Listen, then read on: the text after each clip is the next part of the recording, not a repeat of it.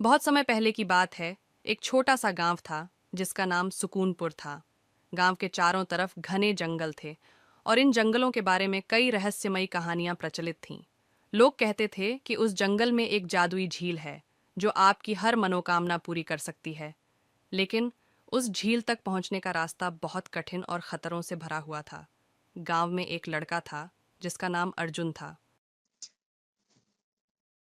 अर्जुन बहुत साहसी था, लेकिन उसके दिल में एक अधूरी ख्वाहिश थी। उसके माता पिता उसे बचपन में छोड़कर चले गए थे और वह उनकी एक झलक देखने के लिए तरसता था।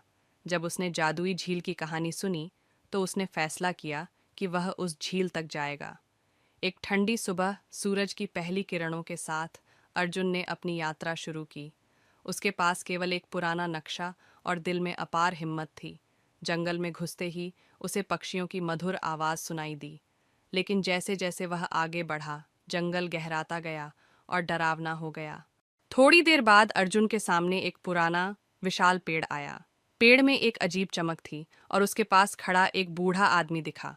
बूढ़े ने कहा, बेटा, इस रास्ते पर आगे बढ़ने से पहले तुम्हें मेरी एक पहेली का जवाब देना होगा। अर्जुन ने सिर हिलाकर कहा, पूछे बाबा। ऐसी कौन सी चीज है जो टूटती है फिर भी आवाज नहीं करती? खामोशी। तुम्हारा जवाब सही है। आगे बढ़ो, लेकिन याद रखना, सच्चाई और दया तुम्हारा सबसे बड़ा हथियार है।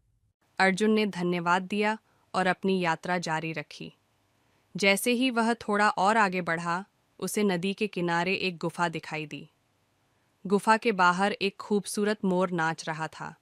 अर्जुन ने मोर से पूछा, क्या मैं इस गुफा से गुजर सकता हूँ? यहाँ से गुजरने के लिए तुम्हें अपने सबसे प्यारे सामान की कुर्बानी देनी होगी।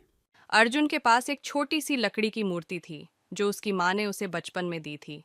वह मूर्ति उसके लिए अनमोल थी, लेकिन उसने झील तक पहुंचने के अपने संकल्प को याद किया। उसने वह मूर्ति मोर को दे दी। जैसे ही उसने मूर्ति सौंपी, गुफा चमक उठी और रास्ता साफ हो गया। गुफा के पार पहुंचकर अर्जुन ने खुद को एक जादुई मैदान में पाया। वहां फूलों की खुशबू और हल्की हवा ने उसे सुकून दिया। लेकिन उसकी खुशी ज्यादा देर टिक नहीं पाई। मैदान के बीचों बीच एक विशाल सांप उसकी राह रोक कर खड़ा था। सांप ने फुफकारते हुए कहा, अगर तुम्हें झील तक जाना है तो तुम्हें अपनी सबसे बड़ी कमजोरी कबूल करनी होगी। मेरी सबसे बड़ी कमजोरी यह है कि मैं अपने माता पिता को खोने के गम से कभी उबर नहीं पाया। मैं अक्सर सोचता हूँ कि क्या मैं उनके बिना कुछ भी कर सकता हूँ। सांप ने उसकी सच्चाई को सुना और धीरे धीरे गायब हो गया। अब अर्जुन के सामने झील चमक रही थी। झील का पानी इतना साफ था कि उसमें तारों का प्रतिबिंब दिख रहा था। अर्जुन झील के पास गया और अपनी इच्छा जाहिर की। मैं अपने माता पिता से एक बार मिलना चाहता हूँ। झील ने हल्की रोशनी बिखेरी और पानी में दो परछाइयां उभरी। वे परछाइयां अर्जुन के माता पिता की थीं। माता पिता ने कहा, बेटा, हमें तुम पर गर्व है। तुम्हारी साहस और सच्चाई ने तुम्हें यहां तक पहुंचाया। लेकिन अब तुम्हें सीखना होगा कि हमारा प्यार हमेशा तुम्हारे दिल में है। अपनी ताकत खुद बनो।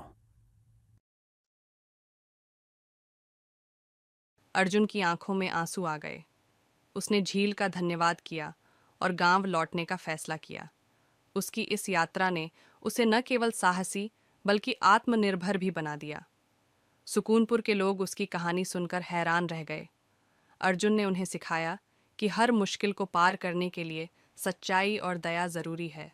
और सबसे बड़ी बात, हर इंसान के पास अपने सवालों के जवाब खोजने की ताकत होती है।